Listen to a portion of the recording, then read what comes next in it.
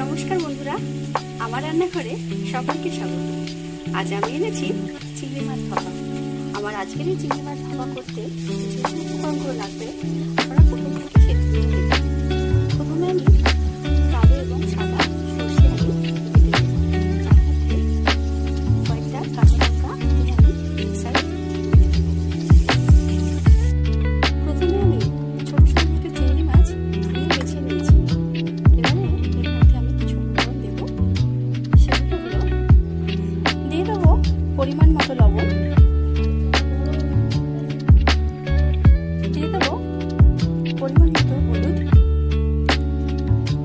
দিয়ে দেবো পরিমাণ মতো লঙ্কার গুঁড়ো, আর দিয়ে দেবো বেশ কিছুটা সরিষার তেল, দিয়ে দেবো পরিমাণ মতো সর্ষে বাটা।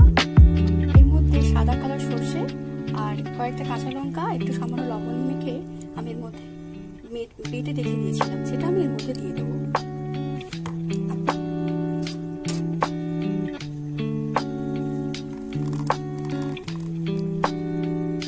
এবারে সমস্ত কিছু উপকরণ আমি ভালো করে মেখে নেব।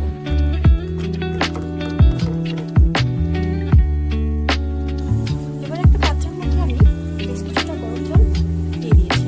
এর মধ্যে আবার আমি এটা দিয়ে দেবো। এবারে টিফিন বক্সটা আমি চাপা দিয়ে দিলাম। ভালো করে এটা আমি চাপা দিয়ে দিয়েছি। এবারে গরম জলের মধ্যে আমি এটা দিয়ে দেবো। এই গরম জলের মধ্যে আমি এটা মিশিয়ে দেবো।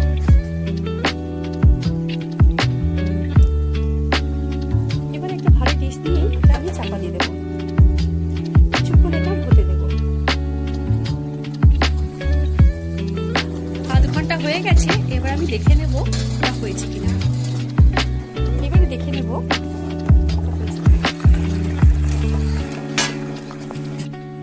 দেখে নেব ঠিকঠাক মতো হয়েছে কিনা।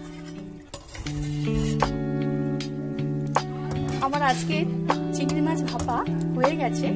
আমার আজকের এই চিংড়ি মাছ ভাতে হয়ে গেছে। আপনারা এইভাবে বানিয়ে দেখবেন। গরম ভাতের সঙ্গে